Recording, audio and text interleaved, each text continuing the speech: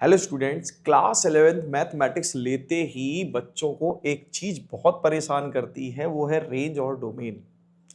जब भी कोई फंक्शन, कॉम्प्लेक्स फंक्शन या नॉर्मल फंक्शन स्टूडेंट के सामने आता है और उनसे पूछा जाए कि भाई इस फंक्शन की रेंज क्या है या डोमेन क्या है, तो बच्चे थोड़ी देर के लिए सोच में पड़ जाते हैं आखिर रेंज डोमेन है क्या। तो मैं आपको बता रहा हूं बच्चों, याद रखो, इनपुट जो होगा, इनपुट जो होगा वो हमेशा होगा डोमेन, और जो हमें आउटपुट मिलने वाला है दैट इज रेंज। ठीक, इसका मतलब भाई हम x की जो वैल्यूज इसमें इस्तेमाल करेंगे वो सब डोमेन है। x के रखने के बाद जो हमें मिलेगा, यानी कि fx की जो वैल्यू मिलेगी वही हमारी क्या है, रेंज। समझ रहे हैं ना? जैसे कि मैं अगर x की वैल्यू यहां 3 पुट कर दूं तो मुझे क्या मिलेगा, 0। ठीक, तो यहां पर डोमेन का एक पार्ट हो गया हमारा 3 और रेंज हो गई हमारी 0। और अगर बच्चों में 0 पुट कर दूं तो फिर मुझे क्या मिलेगा, 3 मिलेगा। इसका मतलब ये हो गया बच्चों, इसका मतलब ये हो गया कि 0 तो हमारा डोमेन का एक एलिमेंट हो गया, और जो 3 था वो किसका एलिमेंट होगा, वो होगा रेंज का एलिमेंट। सो बच्चों, अब हम इस क्वेश्चन की रेंज और डोमेन निकालना सीखते हैं। सो सबसे पहले हमें ये ऑब्जर्व करना होगा कि ये जो फंक्शन है ये हमारा पॉजिटिव है या नेगेटिव है। ठीक, तो देखो, √9 - x² जनरली पॉजिटिव फंक्शन है। ठीक ठीक, दूसरी बात, जो रूट के अंदर एलिमेंट होगा या जो नंबर होगा वो नेगेटिव नहीं होगा, क्योंकि क्योंकि ये जो इसकी रेंज और डोमेन है ना बच्चों, वो एक रियल नंबर होगी, एक रियल नंबर होगी। का मतलब ये हुआ 9 - x² कभी भी नेगेटिव नहीं हो सकता, और नेगेटिव नहीं हो सकता इसका मतलब इट इज ग्रेटर देन और इक्वल टू 0। ये बात क्लियर हो गई होगी। ठीक, अब देखो बच्चों, हम क्या करेंगे, इस 9 को एलिमिनेट करना है, तो मैं क्या करूंगा, दोनों साइड -9, यानी कि 9 में दोनों साइड सब्ट्रैक्ट कर दूंगा।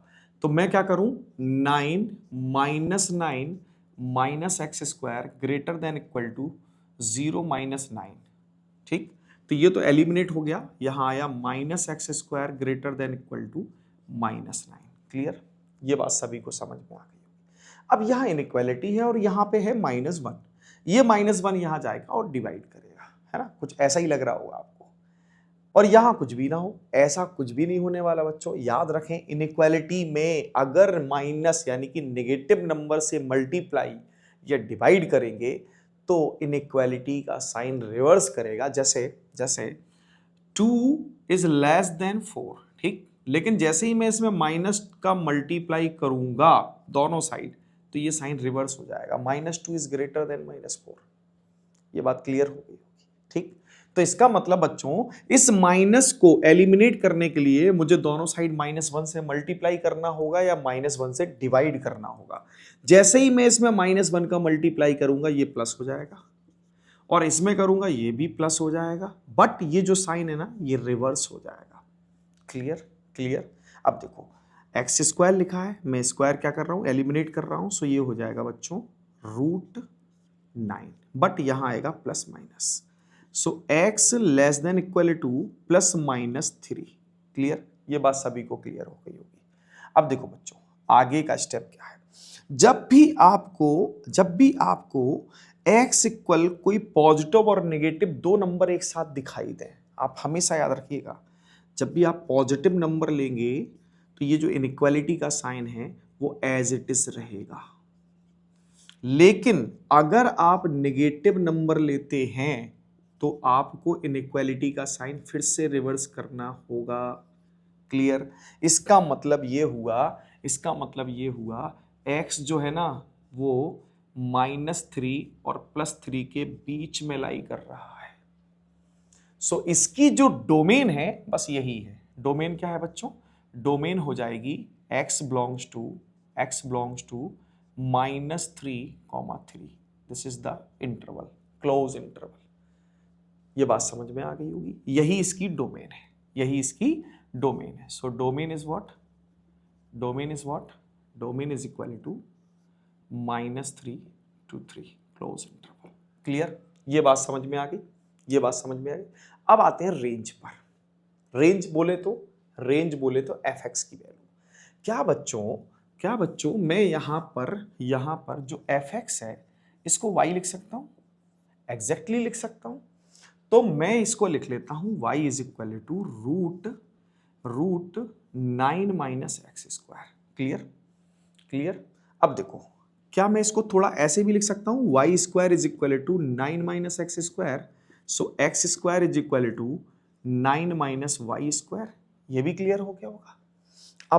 अब इस बात को समझे, ये जो y की वैल्यू थी, वो एक पॉजिटिव नंबर है।